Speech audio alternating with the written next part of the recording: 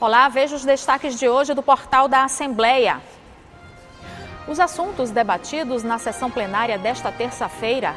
Lei institui o mês de abril como período de intensificação de campanhas de prevenção da cegueira.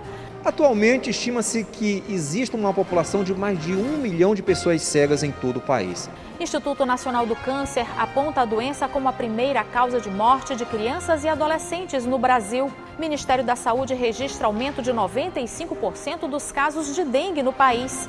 E um passeio pelo Teatro Arthur Azevedo, que retorna às atividades, mostrando aos visitantes a sua beleza histórica e arquitetônica. É agora no portal da Assembleia.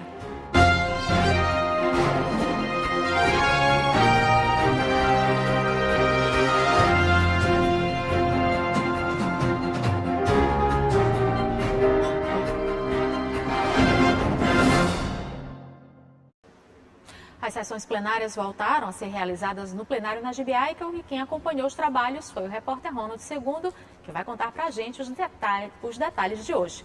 Boa tarde, Segundo.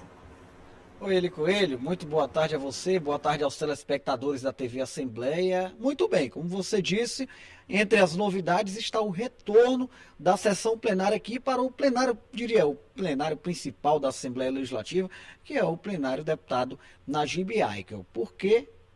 Qual o motivo da mudança? A gente sabe que as sessões estavam acontecendo no auditório plenarinho, em razão do plenário principal estar recebendo obras, investimentos relacionados principalmente à questão da acessibilidade. Mas, de fato, a sessão plenária retorna para o principal plenário do Palácio Manuel Beckmann. Os trabalhos foram encerrados agora há pouco e marcados por vários pronunciamentos. Tivemos aí o deputado Wellington do Curso voltando a apontar críticas relacionadas à atuação do governo do estado, pedindo valorização de profissionais de educação, dos professores aí, esse foi o principal tema do pronunciamento do deputado Wellington do Curso, que inclusive segue como um parlamentar de oposição aqui no Parlamento Maranhense. Além disso, nós tivemos outros pronunciamentos. O deputado J. Pinto, por exemplo, voltou a falar da sua agenda de atividades parlamentares. Tivemos o deputado Antônio Pereira falando sobre a região Tocantina, inclusive comemorando investimentos do governo do estado em relação a uma rodovia estadual que liga os municípios de Imperatriz e Amarante do Maranhão. Aí tivemos também a deputada Micael Damasceno questionando um suposto caso envolvendo intolerância religiosa. A deputada Micael Damasceno, inclusive, falou sobre essa situação que tem repercutido bastante, principalmente por meio das redes sociais, e classificando como fake news esse suposto caso envolvendo intolerância religiosa. Durante a ordem do dia, nós tivemos a aprovação de algumas matérias, entre elas um requerimento de autoria da deputada Daniela, procuradora da mulher na Assembleia Legislativa, que requer informações da Ordem dos Advogados do Brasil, seccional Maranhão, a respeito de informações sobre a atuação de mulheres, sobre indicações de mulheres para cargos de desembargadores em todo o estado do Maranhão.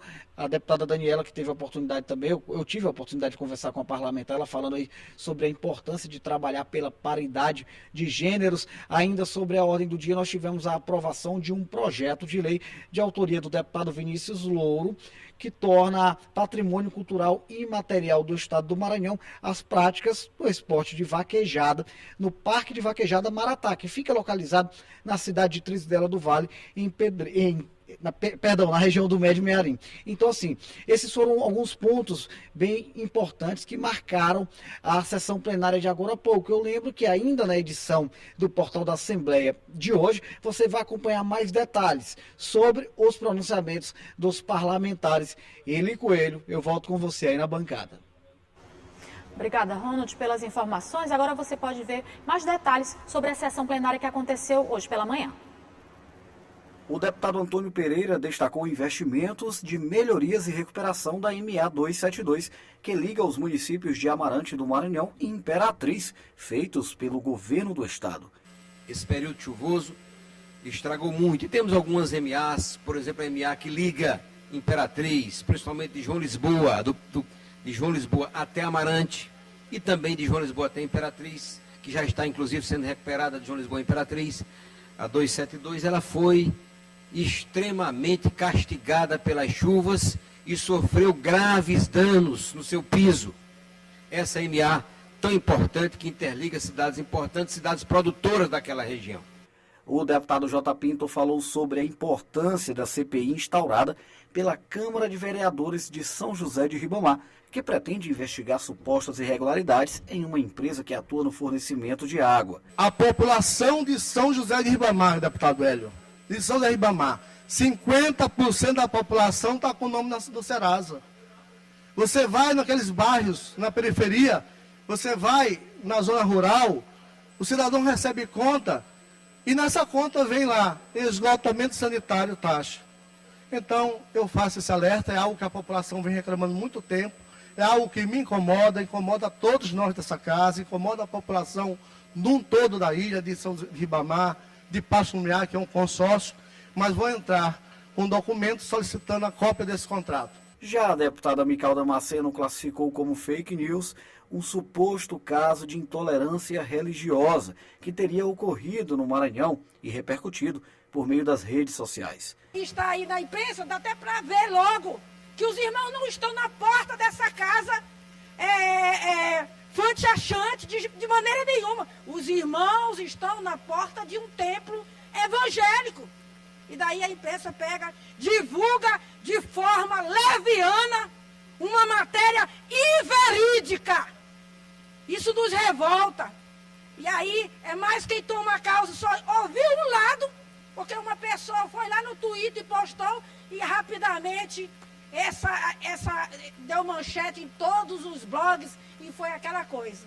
O deputado Zé Inácio Lula deu destaque positivo para a atuação do governo do estado nas relações com representantes da população maranhense. Simples ato administrativo, mas com uma dimensão política muito grande, que demonstra uma das marcas do governo Brandão, que é o estreitamento, o diálogo e a relação com a classe política do nosso estado. Quem também usou a tribuna foi o deputado Vinícius Louro. O parlamentar aproveitou o seu tempo para parabenizar a cidade de Pedreiras. O município da região do Médio Mearim está completando mais um ano de emancipação política. Nós estaremos na cidade de Pedreiras comemorando mais um ano de emancipação política da cidade de Pedreiras. Nós que fazemos parte dessa história, tanto como cidadão, filho de Pedreiras, trabalho prestado, dedicação ao povo, tanto eu quanto o Raimundo Louro, minha irmã Priscila Louro, minha mãe Adelaide, meu irmão Sarapião, as pessoas que têm toda uma dedicação, né? O meu irmão Marcos Louro também, Carol, uma família que trabalha em prol de benefício à população. O deputado Wellington do Curso fez críticas ao governo do estado, apontando supostos problemas no setor de segurança pública. A falta de segurança pública em Imperatriz, a falta de segurança pública em outras cidades, a falta de segurança pública em São Luís. Foi criada a Operação Tiradentes, mas que não surtiu muito efeito. Aumentou a criminalidade, aumentou a onda de violência, assaltos, delitos, em todo o estado do Maranhão. De acordo com a Organização Mundial de Saúde, mais de 1 milhão de pessoas são cegas no Brasil. A OMS informa também que pelo menos 60% dos casos poderiam ser evitados com tratamento adequado. Uma lei estadual institui o mês de abril como período de intensificação de ações preventivas contra a cegueira. Estudos recentes apontam que a população mundial com cegueira ou algum tipo de deficiência visual deve dobrar até 2050. Só no Brasil já temos mais de 1 milhão de pessoas cegas. Os dados são preocupantes, principalmente porque os brasileiros não têm o hábito de consultas periódicas com especialistas. Para chamar a atenção deste problema, uma iniciativa do deputado Otelino Neto virou lei estadual e institui no Maranhão o Abril Marrom, mês dedicado à prevenção da cegueira. Este professor nasceu com baixa visão. Natural do interior do estado, os pais sempre buscaram ajuda médica, mas com um histórico de cegueira familiar e após um acidente, ele perdeu a visão total aos 11 anos de idade. Eu brincando na rua, lá na minha cidade, Poção de Pedras, tive um acidente com um automóvel e aí a partir desse acidente eu notei uma perda significativa no resíduo visual que eu possuía ainda, e a partir de então eu fui gradativamente perdendo a visão. A gente buscou certamente um acompanhamento médico, né, na cidade vizinha, a que eu morava. Buscamos posteriormente, depois de encaminhados aqui em São Luís, em outras cidades, como São Paulo, mas o quadro já era de fato irreversível, e aí acho que no decorrer de um ano e 2 meses, eu acabei perdendo totalmente a visão. Atualmente, estima-se que existe uma população de mais de 1 milhão de pessoas cegas em todo o país. Agora, o que chama a atenção é que, segundo a OMS, Organização Mundial de Saúde, cerca de 60% a 80% desses casos poderiam ser evitados. Daí a importância do Abril Marrom, despertar e chamar a atenção para o caso da cegueira. Este oftalmologista observa que é fundamental o acompanhamento periódico com um especialista para cuidar da boa saúde dos olhos. Em alguns casos, doenças poderiam ser tratadas e, assim, evitar que levassem à cegueira.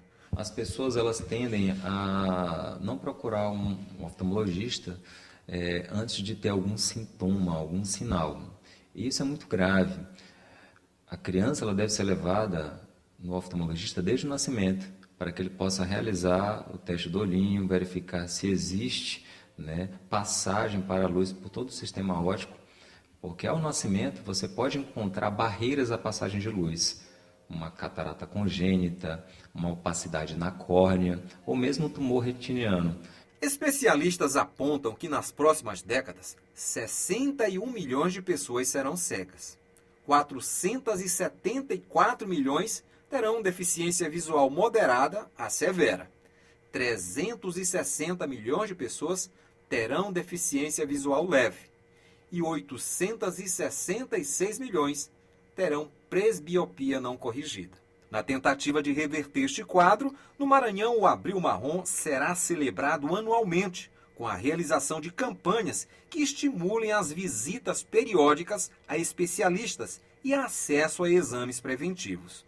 A lei prevê ainda a mobilização de entidades médicas, centros hospitalares e poder público, e busca dar visibilidade a dados e informações acerca do problema, a fim de reduzir a incidência de mais casos de cegueira no estado.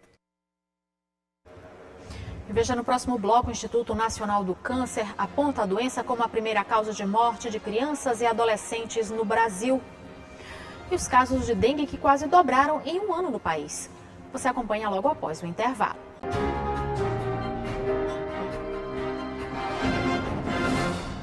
Durante o período chuvoso, os agentes de saúde intensificam as visitas às residências para alertar sobre os cuidados com o mosquito Aedes aegypti. Em um ano, o número de casos de dengue praticamente dobrou em todo o país. Por isso é importante ficar atento aos cuidados e evitar o acúmulo de água em áreas abertas. Um boletim epidemiológico divulgado recentemente pelo Ministério da Saúde mostrou que no Brasil houve um aumento de 95% de casos de dengue, o que corresponde a 400 mil registros em relação ao mesmo período do ano passado. Até o momento, são 184 casos para cada 100 mil habitantes no país. E em São Luís não foi diferente. O motivo é a combinação de altas temperaturas e o grande volume de chuvas neste período do ano, o que gera a infestação do Aedes aegypti, mosquito transmissor da doença. Segundo este coordenador de arboviroses, a infestação no estado teve um aumento de 0,9 para 1,6 de presença do mosquito. A gente prioriza os estratos com as localidades onde há maior infestação e intensificamos ações nessas localidades, né? Também trabalhamos paralelamente com os casos que são notificados pelas unidades de saúde, onde a partir do momento que é detectado uma notificação, ela é passada para a vigilância e a arbovirose, através do controle das arboviroses, toma as medidas de controle necessárias. Outro motivo é que o medo da Covid-19 fez muita gente procurar atendimento médico, já que os sintomas são parecidos.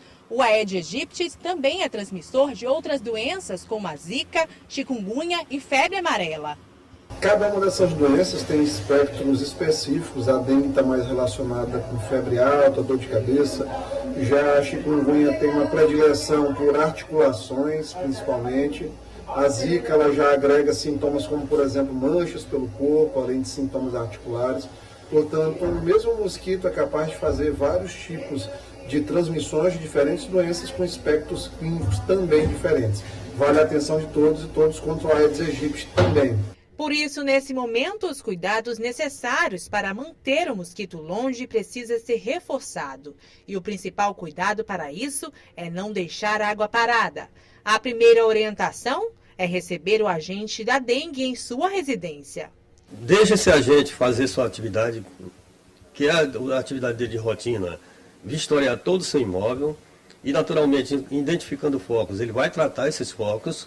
Aqueles que eles não puder tratar, naquele momento, a população ela tem que ter cuidado com algumas coisas também, né? Porque ele trata todos os focos no momento, mas quando ele sai, que ele só faz a visita dele nesse dia, e que só volta depois de 60 dias, é preciso que a população também continue vistoriando, fiscalizando sua casa, né?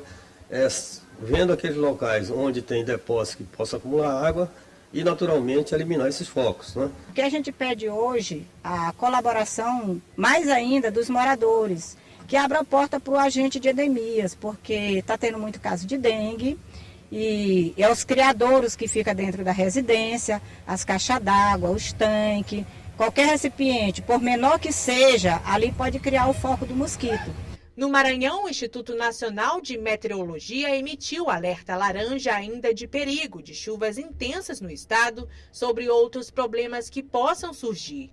As chances de corte de energia, por exemplo, quedas de galhos de árvores, alagamentos e descargas elétricas são maiores. Em casos de alto risco, a população deve procurar ajuda da Defesa Civil pelo telefone 199 e ao Corpo de Bombeiro pelo 193. De acordo com os dados divulgados pelo Instituto Nacional do Câncer, a doença está em primeiro lugar em causas de mortes entre crianças e adolescentes de 1 a 19 anos. Planos estaduais de atenção à oncologia pediátrica devem ser adotados pelos hospitais especializados para ajudar no diagnóstico mais rápido e no tratamento mais eficaz. O Instituto Nacional de Câncer, INCA, estimou que para cada ano de 2020 até o fim de 2022, sejam diagnosticados no Brasil 8.460 novos casos de câncer infanto-juvenis. O câncer já representa a primeira causa de morte, 8% do total, por doença entre jovens de 1 a 19 anos no país. A Madalena veio do interior do estado com um filho de 10 anos em busca de um diagnóstico. Até então a gente só sabia que era uma escoliose na coluna, né? A coluna desviada. Daí então ele começou, né, com dores, foi agravando, né, a doença. Aí a dor das costas veio para as pernas. Em tudo que é a dor das pernas, que desceu para as pernas dores, aí ele paralisou. Não tem 2 meses que a gente está aqui, ele não anda mais. Aí a gente fez uma tomografia lá, né, do abdômen e deu um câncer no abdômen. Eu até fiquei surpresa porque a dores que ele sentia era na coluna. No Hospital Aldenor Abelo existem cerca de 30 leitos para atendimento ao público infanto-juvenil. Este oncopediatra fala sobre as principais ocorrências de câncer nesta faixa etária. O câncer mais comum em criança é a leucemia, seguido dos linfomas e dos tumores do sistema nervoso central. Depois vem os tumores abdominais e os tumores ósseos e, na sequência, os diversos tipos de sarcoma.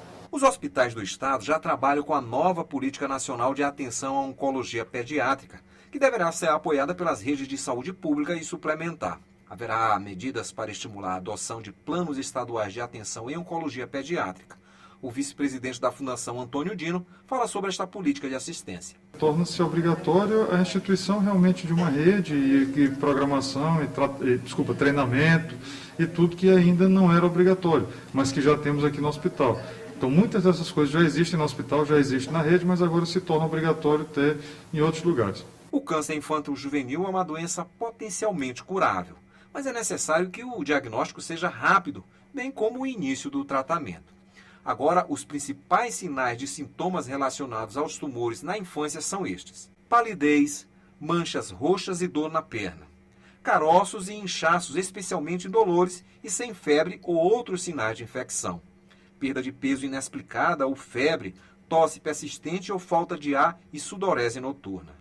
Alterações oculares, a pupila branca, reflexo do olho do gato, estrabismo de início recente, perda visual, hematomas ou inchaços ao redor dos olhos. E dor em membro ou dor óssea, inchaço sem trauma ou sinais de infecção. O diagnóstico precoce tem influência sobre o resultado do tratamento. Então, quanto mais cedo a gente conseguir diagnosticar, quanto mais cedo a gente conseguir estadiar essa criança, quanto mais cedo a gente conseguir iniciar o tratamento dessa criança, maior é a chance de cura. E no próximo bloco você acompanha um passeio pelo Teatro Arthur Azevedo, um dos mais antigos e belos do país. A gente volta já.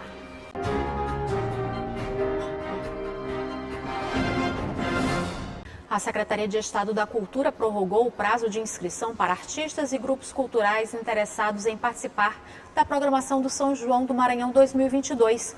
As inscrições podem ser feitas até o dia 29 de abril, de 10 ao meio-dia e das 2 às 6 da tarde, na sede da SECMA, que fica na Avenida dos Holandeses, em São Luís. Não serão aceitas inscrições pela internet. Quem mora fora da região metropolitana pode enviar a inscrição via correio até o último dia de inscrição, dia 29 de abril. Um dos casarões seculares que fazem parte da riqueza arquitetônica de São Luís é o Teatro Arthur Azevedo. Visitar as dependências e conhecer as histórias guardadas no segundo teatro mais antigo do país é um passeio inesquecível que voltou a ser possível após 2 anos fechado por causa da pandemia. 2 anos depois do início da pandemia, o Teatro Arthur Azevedo, o segundo mais antigo do Brasil, está retornando com as atividades. Uma delas, a visita guiada, organizada para turistas que estão na cidade e também para o público local. Com o apoio da equipe do teatro, os visitantes conhecem os bastidores da casa de espetáculos, detalhes arquitetônicos no estilo neoclássico e a história de personagens ilustres que marcaram época. Entre eles, a atriz Apolônia Pinto, que nasceu no camarim número 1, e o teatrólogo e dramaturgo maranhense Arthur Azevedo, que dá nome ao teatro. Este grupo de turistas do Pará e de Rondônia ficou impressionado com a beleza do prédio construído em 1816, inaugurado um ano depois, no dia 1º de junho de 1817, em homenagem à criação do Reino Unido de Portugal, Brasil e Algarves. O primeiro nome foi Teatro União e 35 anos depois foi chamado de Teatro São Luís. É maravilhoso porque a gente revê o que a gente já viu na literatura e fico assim também muito feliz de ver que o teatro tem uma programação para receber as pessoas, tem essa visita acompanhada que esclarece muitas coisas, conta a história, muitas coisas que a gente não consegue ver nos livros, a gente consegue ver aqui no real e com a guia turística, né, que nos ajuda bastante. Maravilhoso, está de parabéns o teatro pela administração e pela programação de como isso está acontecendo. Muita coisa bonita, é uma capital histórica, né? Tem muitas coisas que a gente às vezes nem passava pela mente, só via por televisão, né? E hoje a gente vendo assim pessoalmente, igual aqui mesmo o teatro, né? Quantas coisas maravilhosas a gente acabou de conhecer, né? De ver com nossos próprios olhos coisas que antes de eu nascer já existia, né? Então foi assim uma coisa muito maravilhada. As visitas ao Teatro Arthur Azevedo são gratuitas e abertas ao público, das 2 às 5 da tarde, entre terças e domingos. Durante o passeio, cada grupo tem até 30 minutos para conhecer a história deste, que é considerado um dos teatros mais bonitos do Brasil. As pessoas vão entrar na segunda casa mais antiga, né? Um dos 6 patrimônios, dos patrimônios históricos, né? Dos teatros monumentos. Então é importante vir conhecer um pouquinho da história do que é nosso, conhecer a importância do Arthur Azevedo, da Apolônia Pinto, conhecer da Casa de Espetáculo do Estado, que traz um grande número de atrações para todo mundo. fundo, entender por que este espaço representa tantos sonhos, por que ele é tão mágico para os artistas. O retorno das atividades do Teatro Arthur Azevedo incluem também as comemorações dos 205 anos da Casa Maranhense de Cultura, que se mantém bonita, mágica e acolhedora, século após século. O público, quando vem ao teatro, além de conhecer a casa de espetáculo, os espaços que o público tem acesso, durante a visitação ele tem o olhar do que é o espaço da visita da técnica, os bastidores, ele conhece os camarins, então ele conhece por onde o artista vivencia a sua arte e por onde o artista se prepara para dar o show aqui no palco.